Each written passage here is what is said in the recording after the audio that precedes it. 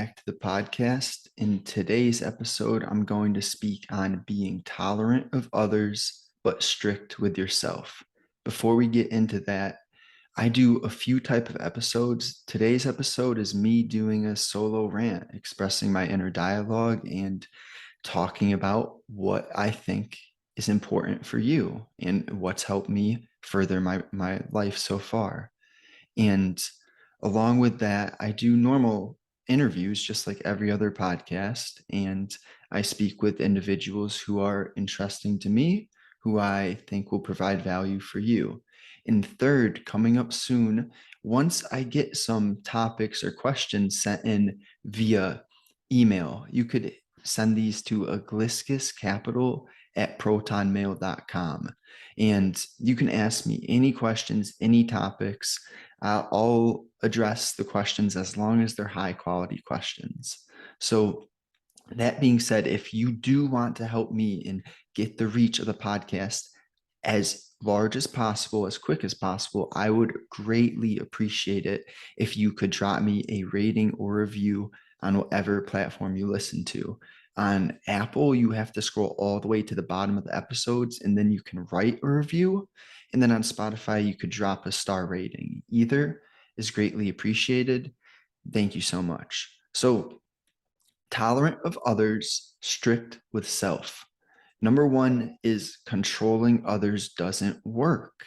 Now, I'm sure you've all went into or experienced a situation where you were trying to impose your will upon another individual. Most of the time, it's going to result in that individual being annoyed with you and you being frustrated with that person.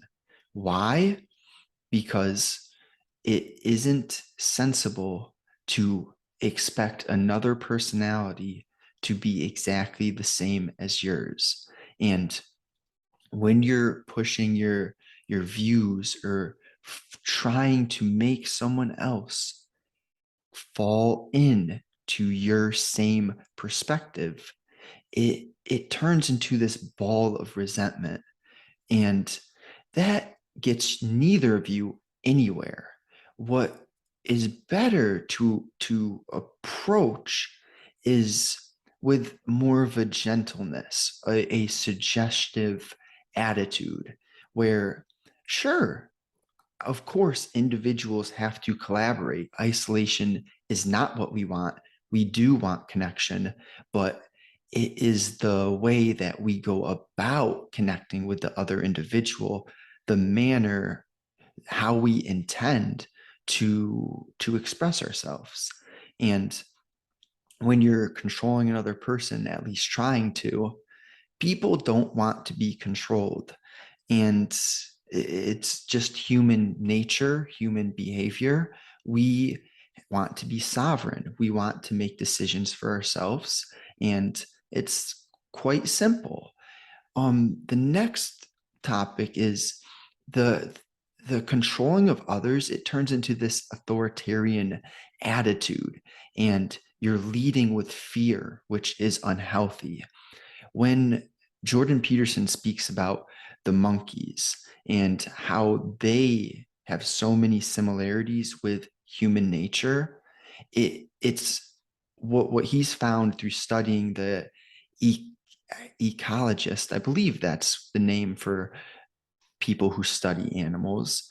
Those individuals have found that the monkeys who lead with fear, they eventually are torn apart by smaller monkeys who team up because that authoritarian ruler was ruling in a incorrect manner, ruling through fear and power and control, rather than being the intelligent leader who considers others' views and works to make sure that everyone below him actually is doing well. The we've seen this in Russia, in Nazi in Nazi Germany. When the authoritarian rulers appear, it is absolutely destructive to human culture. And in from the time 1918 to 1958, 60 million Russians were killed by Stalin and Lenin. It's like absolutely mind-blowing that this isn't in all of our education systems. We do hear about the Holocaust, which is important to understand how capable of atrocities the human is. But at the same time, I don't know why we weren't taught about the gulags of archipelago in in school systems, because for 60 million Russians to be murdered over a 40-year span, there is something to learn from that. And my big point is the authoritarian style of rulership is not the correct way. And we don't want to accept that ever again. And third, I touched on this a little, but it's important to understand completely that all humans have differing personality traits. You have the big five, and I'm very conscientious and orderly. I have a low percentile of neuroticism. Um, I'm quite high on the agreeableness. And what are the other two? I'm not sure. But point really comes down to the idea that each individual, we do have things in common, but you can't expect someone to see exactly the same as you. That's a nonsense idea.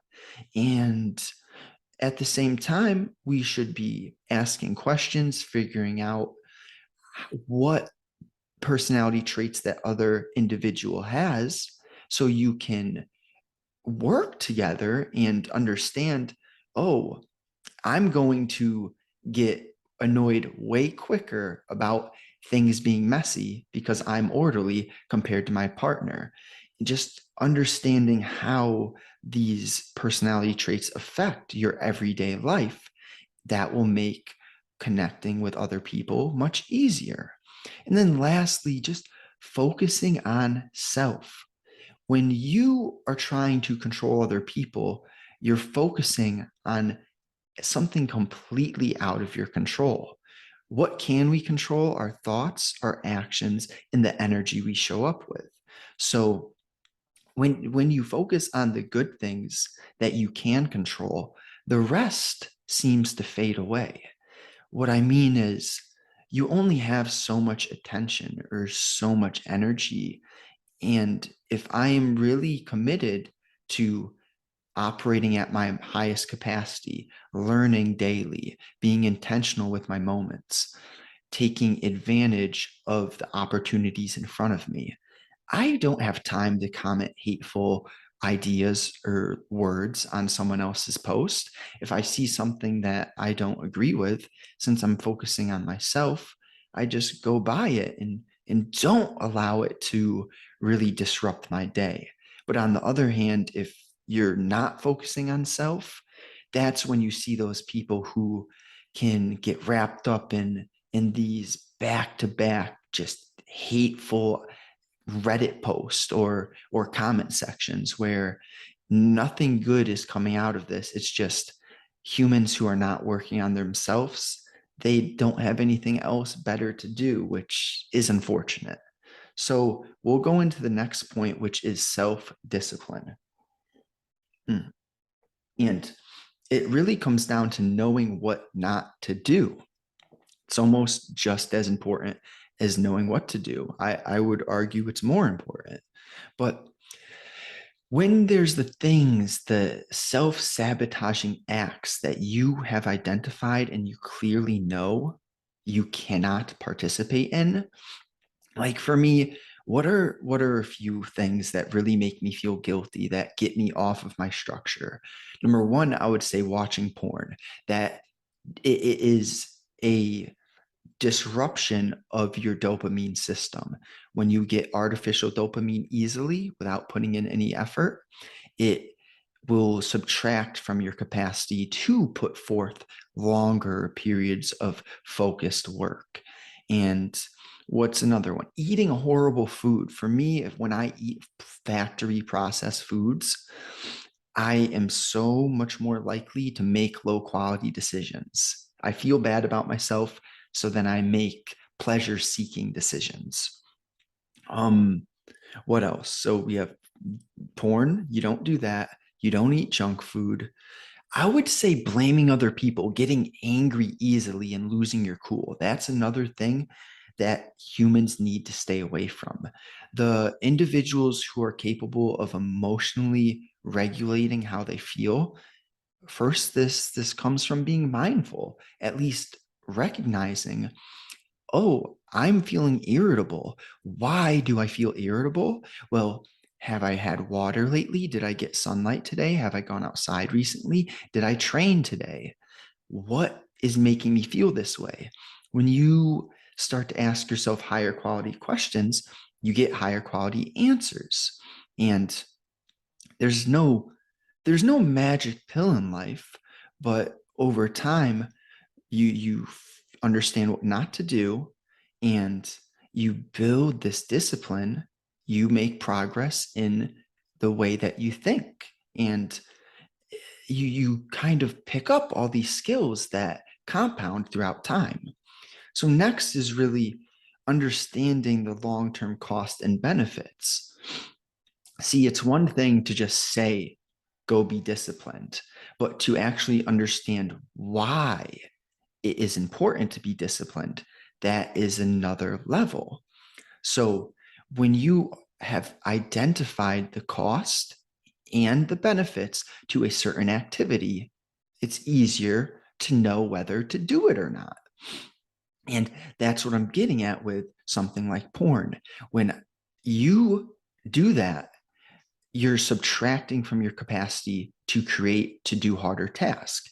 And over time, the more that you subtract from that ability, you're going to become less successful. You're going to extend the period of time that it takes to get to where you want to be. So, and life is not about a destination, it's about who you become in the process of working on yourself. But at the same time, it's important to really get clear on what the cost is, what's the benefit.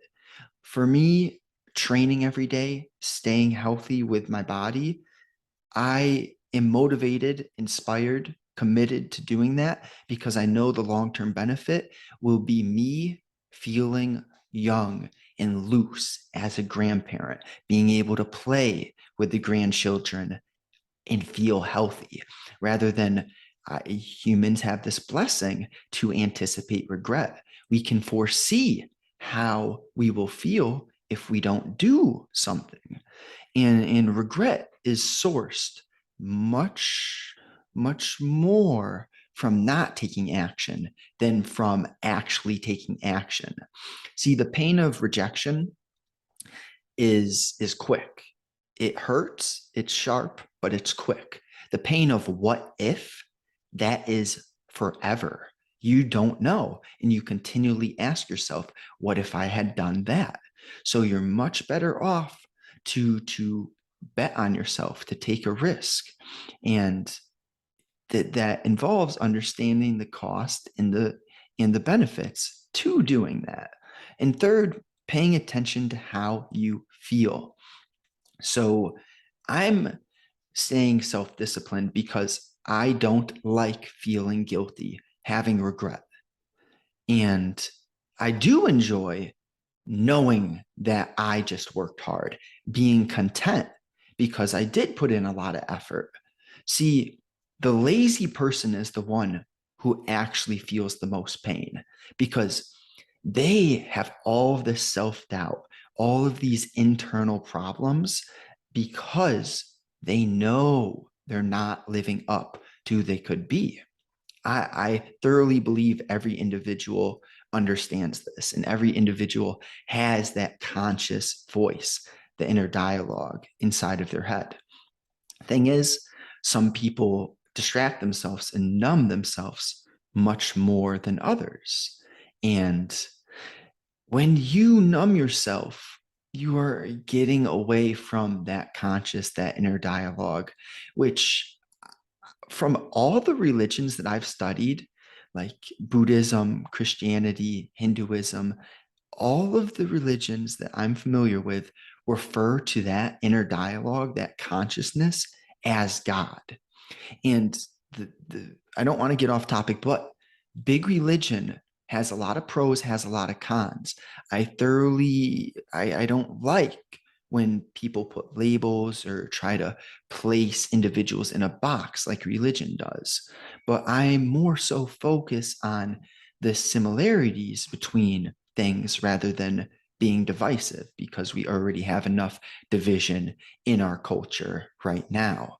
So you have a choice to focus on the similarities, like the fact that all religions speak of that conscious inner dialogue as God, or you could focus on the differences and make arguments when in reality we're all from one creator. All humans have so many more similarities than differences.